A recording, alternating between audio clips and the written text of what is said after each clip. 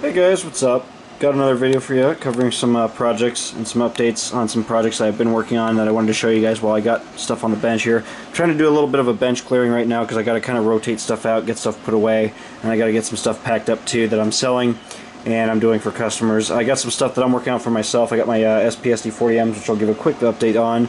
I got some Autoracks that I just started, and I got a bunch of exact rail and tangent models I'm going to show off. So lots of cool stuff in this one. I just wanted to get it out of the way while I have it. The first couple cars I wanted to show you guys for this video, though, are going to be some cars that I've been going back and doing some updates to. I haven't shown off these too much. They've appeared in a couple of videos here and there, though. They're my collection of CND cars that I custom built from Walther's Canadian Bulkhead Flats. I've been going back to these and adding new decal patches to all of them, and I've been updating all of the mud splatter, touching up some of the graffiti, and just adding a lot more rust and a lot more grime to these than what was originally on them previously. I've been updating some patching and things like that, cleaning up the loads a little bit, dusting them off because they've been in storage for a little while, so I've been, you know, just working on getting them cleaned up, getting them tidied up again, and getting them ready to go back into service here. Here's the other side of this one. Really not too much has been done to them, but it's just basically going back and actually finishing the cars because I left some stuff off of these when I originally built them. But I'm just going back and cleaning them up, fixing them up a little bit. This is the other one I just got done this week, is the 191. You can see I finished the patchwork and then I got all the fine grime streaks and everything. That was something I didn't have on this originally. Touched up the graffiti, started weathering the graffiti a little bit more, and you get all the concrete dust spillage and everything like that. Stuff like that. You got a lot of fine scratches at the base of the car, which is something I didn't do originally as well, but these cars get sideswiped all the time, so I wanted to incorporate that. And then this side has all the really cool streaks and splatter and everything like that. So that's just something I'm doing to all my cars, and I got 6 more of these that I got to basically update and refresh with this weathering program that I'm doing right now, just updating and modernizing some of my rolling stock and equipment, getting them updated. I'm also about to build 2 more of these cars, this style of car, here pretty soon, but I'm probably not going to get to the actual builds till maybe this summer, probably around July 4th, I'd imagine. These cars in the background here are actually going up on eBay, so I'll show you guys these real quick for any of you who want to catch these. Keep in mind, though, these auctions only have about 5 days on them at this point, so by the time you see this video, they might have already been ended. But I just got these listed up. I had these on the workbench because I was cleaning them up. But I got these old box cars. These have been in my collection for quite a number of years now, and they're just to the point where they're out of date. I'm not going to try to keep weathering these and adding more and more stuff to them. But I did do some work to them to get them cleaned up a little bit, and just did some minor touch-up. But these are all on eBay right now. I'm selling these off, so that's why they're up here. So that's just a cool little pair of CSX. Union Pacific and EEC box cars I had. We'll go ahead and show you guys these. As you guys know, I've been working on a pair of SD40M-2s because I've wanted a pair for quite a while, and I was really excited when CSX started leasing the couple, in particular the 2723 and 2738 off of NREX. Now, I modeled mine as they looked when they were still in Union Pacific service, just very heavily weathered, and you can see they're really coming along here. Just quick detail shots on these. I know they're getting real close here. I still got to do a couple more bits of weathering work to these on both of them, but other than that, they're coming along really nice and they're looking really good. I got all the final detail parts installed on the 2738, and I just did the number boards tonight. That's the last thing I actually worked on tonight, but these are waiting to get shipped off for LED lighting and DCC decoder installations. So that's going to be what originally I was trying to get done with these before I actually finished them up. So once I get the lighting and DCC installed, I'll get them back and then I'll finish the weathering by doing all the chalk work and everything like that. But that's just a quick update on my SD40M-2 projects. I know these have been long in the works now, but they're really starting to come along, and I'm really excited. We're pretty much on the final stage now, so I can't wait to get these done. I'll go ahead and set these aside here. Alright, I got another sneak peek for you guys here. This one is going to be featured on the next weathering video series that I'm going to be doing. This is a Mager 4750 covered hopper by Exact Rail, decorated for Cargill Salt. Exactrail actually offered this paint scheme on a model, this really unique patch out paint scheme. Unfortunately, I never was able to get one of the actual patched out cars that was factory decorated, so I had to basically make my own. So this video is going to be covering doing all of the car body patching, decaling, and weathering on the side. So that'll be a real treat for any of you hardcore weathering guys who want to know how to do patching on rolling stock. So yeah, go ahead and keep an eye out for that. Like I said, this will probably actually be the next video coming up. I'll have the first part to this uploaded, so you guys can stay tuned for that. Now, I've also been working on a bunch of auto racks. I've been starting on a 30-car auto rack train, and the first couple cars I got to start working on are some Atlas Gunderson cars. These are the multi-max cars that just came out. I got 2 of these. I originally wasn't going to get any of the Atlas cars, but while waiting for the Scale Trains cars, I decided to just get 2 of these in 2 different paint schemes just to have and start weathering, just so I can have some of these cars in my fleet. Anyway, I weathered this one from prototype photos with powders, chalks, and oils. These cars are relatively new, however, they are getting pretty beat up pretty quick, and they're getting graffiti, of course, like any other piece of rolling stock these days. This one has the prototype graffiti that I used from the photos to copy onto the model, and you can see all the fine streaks there. I got all the fine small tags, the new data patching, safety striping, prototype graffiti there on this side, and then some small tags in this corner here. And then the roof is nicely weathered, the panels, all of that. This side has some really cool prototype graffiti that I did. I found a photo of a different car and I used the artwork for this side, and again it has some really cool artwork. You can see there's the tag there. It has some custom patching, safety striping. It's a really cool graffiti tag. I wanted to do it on this model, so that's what I did for this one. So moving on to a CP rail car now. This is one of my favorites right now, this white CP versions that you see rolling around. This one is weathered from prototype photos again, so it's pretty well grimed up at this point. Got some small hobo tags in the corner there. Lots of grime just starting to work down the sides. Whitewashed the panels and put a nice grime weathering on those as well. There's some small tags there. And then on this side, it's got some pretty cool prototype graffiti that I did. You guys can see I did all this based on a couple photos of this car.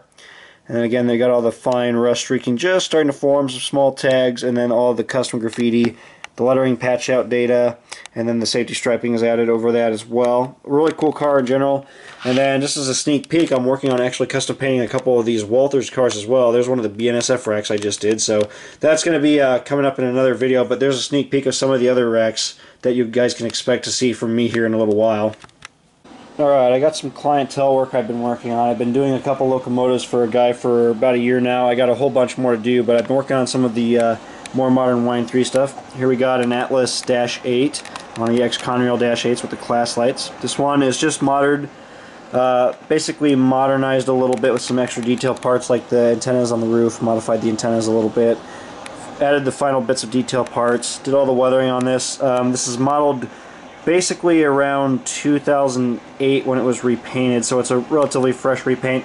Just grimed up the trucks and everything like that, the fuel tank, the walkways, did some minor grime washes down the sides.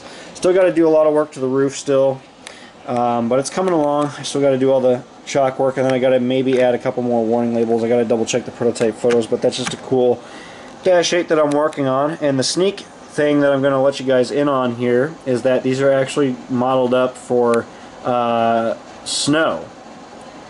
Believe it or not, I'm actually modeling these locomotives with snow effects. The client wanted me to do these up, weather them to how they looked back in the early 2000s, and then he wanted me to model these with snow. So I'm actually going to be doing some snow effects on both of these, and I'll show you the other locomotive in a second. So this one's getting there though, but that'll be a cool little thing when we get to it. So that's the Dash 8. The next locomotive is a Kato CSX SD70 Mac, and this one is custom painted by, I believe, Ken Johnson. He was doing a whole bunch of SD70 Macs way back when, and this one is just again weathered. It's a relatively fresh repaint, so it's just starting to get all the grime kind of sprayed up on the sides, get all the grime caked up on the front pilot there with the mud splatter. All the detail parts are installed. Added the extra warning labels, all the detail parts. I modified the antennas on the roof, so it's got the whip antenna there, and then I removed and replaced antennas. Got the GPS dome there according to prototype photos. Lots of heavy grime and soot on the roof. You can see it's all nicely sprayed up there. Lots of grime washes down the sides. Added all the warning labels. Lots of grime on the fuel tank. Trucks, nice dusty trucks, as you can see. And then on the rear pilot, Yep. You can see all that good stuff. All the nice weathering. And then on this side, pretty much the same thing. These Kato SD70 Max are really nice. I just don't like how some of the details are a little bit overly modeled or a little bit chunky. They just really need to be updated. I'm kind of honestly hoping to get some of these, but maybe the Athearn models, the better Athearn models. I really do like these prototypes, though. I do kind of miss seeing these. You don't see them as much anymore, but anyway, that's the 7088. And this one again is pretty much done. It's just waiting for snow effects to be done. I'll be getting that done pretty soon, and maybe by the next video you guys will be able to see these when they're actually done. But that's just a pair of CSX locomotives I've been working on. They're pretty much completed in terms of weathering. This one's obviously pretty much done, 7318. Just got to do a couple more final touches to it and it'll be done. So that's the pair of CSX locomotives I've been working on. I got about, I think, 4 or 5 more of these things I got to do up.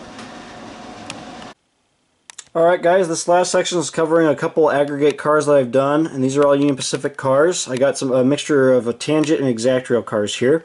The first one in the back here is a tangent model. I weathered this one from photos by fading it down. I added the hazmat placards with the patched out data, beat up the Union Pacific logo and faded it, added the safety striping, and it's got a custom load there. This one is a little bit darker, and I weathered it according to photos again. It's got the logo bleeding there on the sides. It's got the primer patches made out for safety striping, rust pits, scratches, got the beat up logo. An interior load there with a lot of heavy grease splatter and such on the interior. Got a DRGW car here that I've done. This one is pretty cool. It's got all the fine rust pitting and scratching. The safety striping is absolutely shot on this car. It's starting to peel and rust away. Lots of underbody grime and detail there. And then again, the really cool patching. It's got some mud splatter on the side and a really nicely done interior.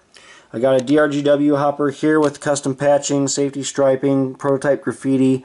It's got the beat up logo there, and then the interesting looking patching, lots of grime on the underbody. And this one in particular came out really good. I'm happy with that one. And then there's that logo bleeding with the white streaks coming off the lettering. These cars here are all tangents, and they're the black and yellow end repaints. This one is 46456 with prototype graffiti and weathering. I got the 46344 with some heavier graffiti. It's got the primer patches made out for safety striping there, rust pits, scratches, beat up Union Pacific logo. That's really starting to bleed there. And then I got the Union Pacific 46464 with unique patching, safety stripings added, and it's got all the rust and everything else. And it's got the heavy grease splatter on the interior. I'm not sure what actually causes that on these cars, but that's something you do see. But anyway, that's just a fleet of these cars that I've been doing and working on. They're all pretty much complete now, and I'm really happy with them. I know I got to buzz over these really fast, but it's just to save time here. But that's just a look at all the cars that I've been doing right now, guys. Like I said, I got a bunch more projects coming up, and I'll be showing them in the next update video coming up here pretty soon. In the meantime, stay tuned for more. I'll have the weathering video on the Cargill salt covered hopper coming out next, so be sure to stay tuned for that. Subscribe here on YouTube for more, guys, and then follow my work here on my social media platforms as well. In the meantime, thank you for watching, and I will see you in the next video. Take it easy, guys.